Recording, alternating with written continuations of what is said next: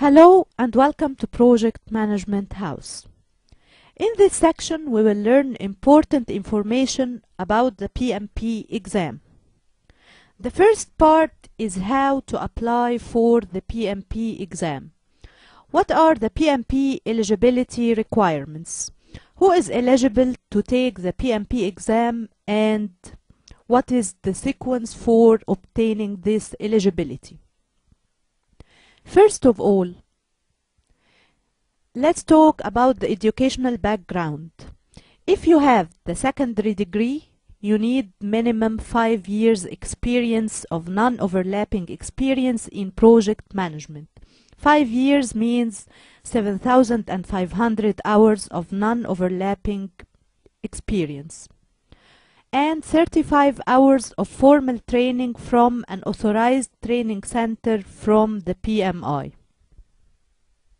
If you have the bachelor degree, you need a minimum 3 years, which means 4,500 hours of non-overlapping experience in project management, leading or directing projects. And of course, 35 hours of formal training at an authorized training center. So, how to calculate the non-overlapping hours of experience? Of course, you might have been working in more than one project at the same period of time. This graph shows how these hours are calculated.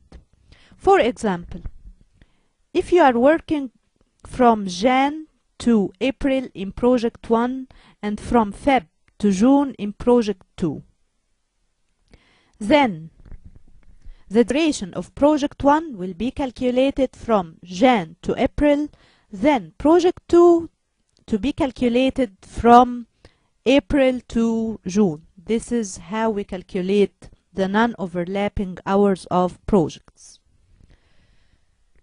After completing this step, then you will create a free account on the PMI website.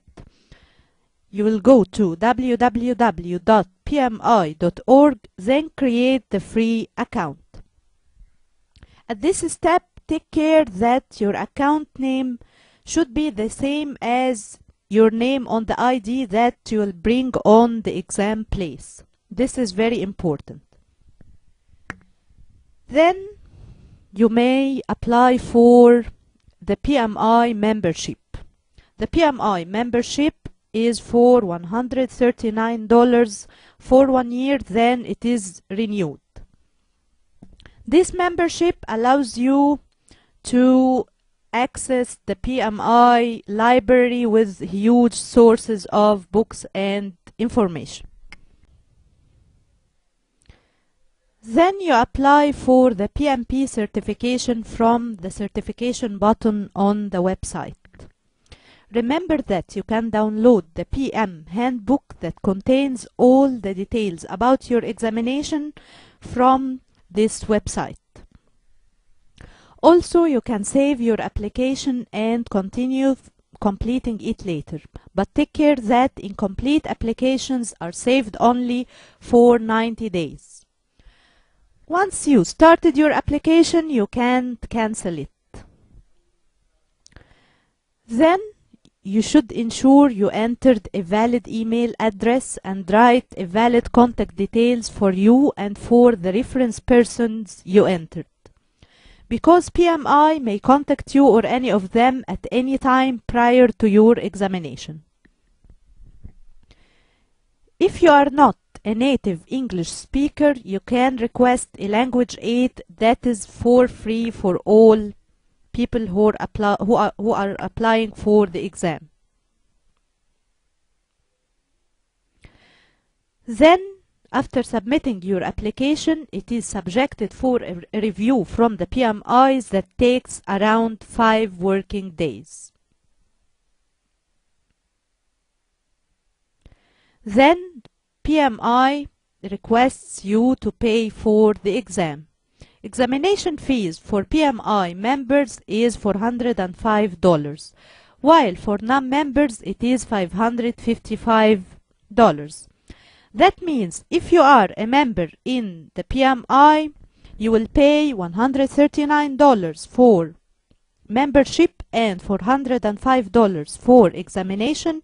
That's equal $544.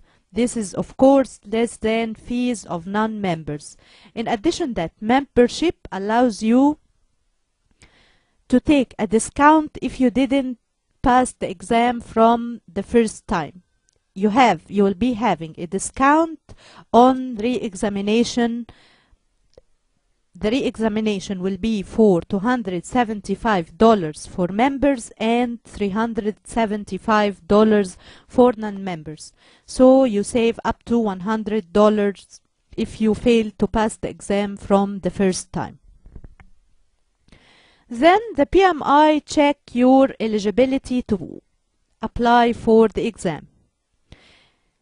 Then the PMI sends you an eligibility letter to let you apply for the exam, or randomly select your application for the auditing process. Your application will be selected totally randomly. If audit is required, then you should send all certifications and proof papers as a hard copy to the PMI in America within 90 days.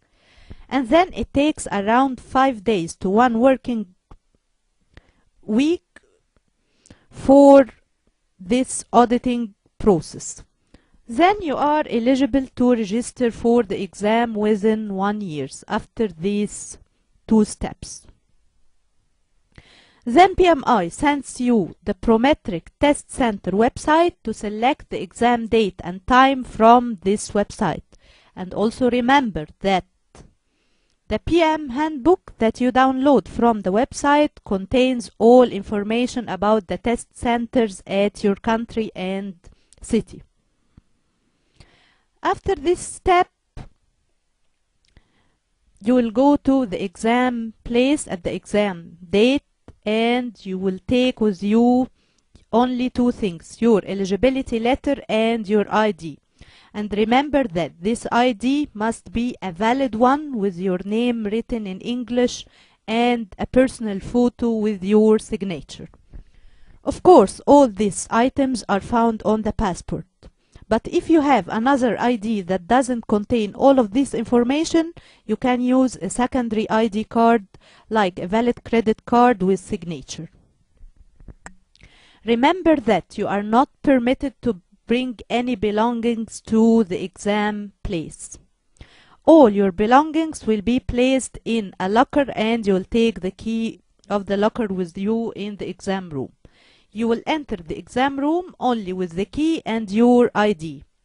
Exam rooms, as you know, they are monitored by a camera. You will receive a draft paper and pencils prior to the examination process, and the calculator presents at the laptop or the computer you are taking your exam on. And you can request a handy calculator if you want. If you need anything during your exam, just raise your hand and one of the administrators will come to help you. After this, remember, in the exam you can mark on any questions to be reviewed later. You can review the marked questions later, and remember that you can enter the exam up to 3 times during the eligibility period. The eligibility period is 1 year from the eligibility letter.